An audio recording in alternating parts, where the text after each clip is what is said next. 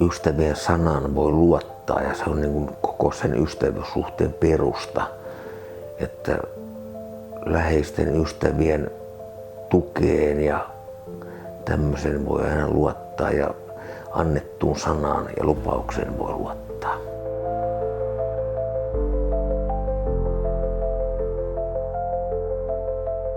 Jos jotain ei näy, niin ekana päivänä huolestutaan, 2 päivän jälkeen huolestutaan tosi paljon. Jos viikkoon ei ole käynyt, niin sitten niin on, että nyt on pakko soittaa sukulaisille, että mikä on tilanne ja jos ei mitään kuulu. Ja no monella onkin, että jos en ilmesty, niin on sairaana tai kuollut, mutta että ilmoitan kuitenkin, paitsi ehkä en sitten että kuolleena en edes ilmoita, mutta sairaana ilmoita, jos mahdollista. Ja kyllä kaikki kertoo ja jos on jotain sovittua, niin ilmoittaa ja peruuttaa. Ja sitten saadaan, että perheenjäsen ilmoitti, että kertokaa toisille.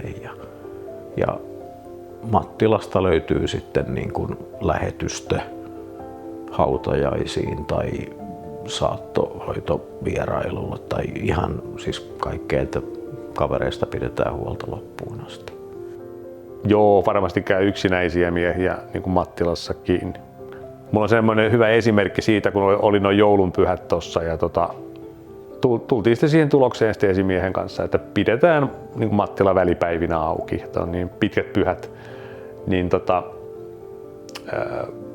mä ajattelin sitten, että tulee sitten jotain ihmisiä käymään, jos tulee.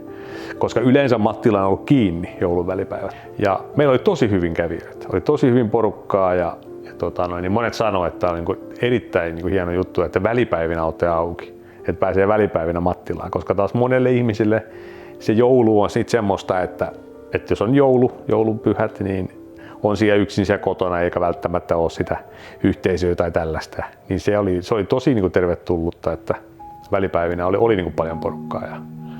Ja että tässä se korostuu tällaisissa jutuissa ja niin kuin itsekin huomaa tällaisissa asioissa.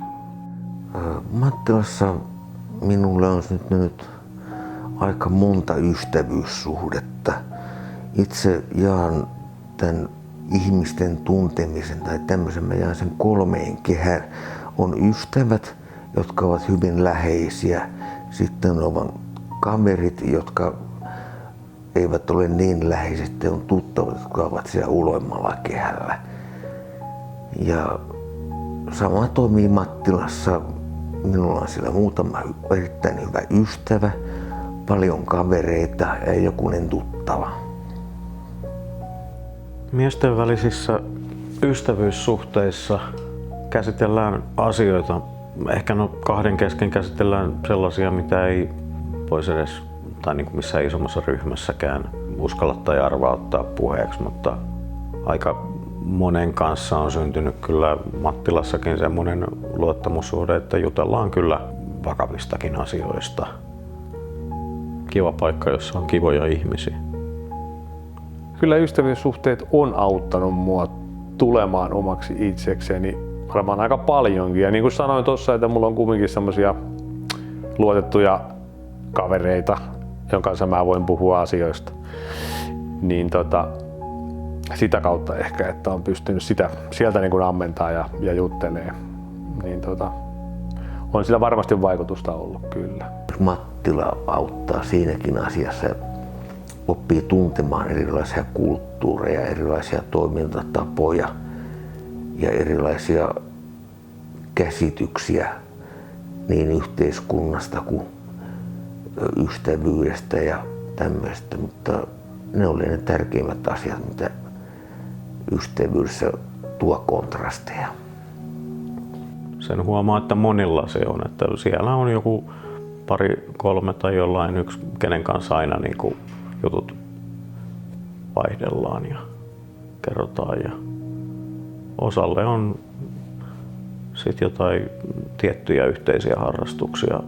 Järjestin tuossa käy pelaamassa jotain yhdessä. Ja toivoa kumminkin niin kuin ihmisissä ja siis sillä tavalla, että mä uskon loppuviimeksi sitten ihmisten hyvyyteen että tässäkin maailmanajassa. Että.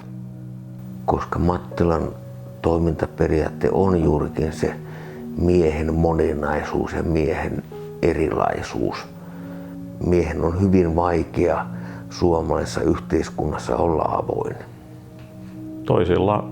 Toisilla kyllä niin kuin ne ainoat ystävät on juuri näitä Mattilan kautta löytyneet.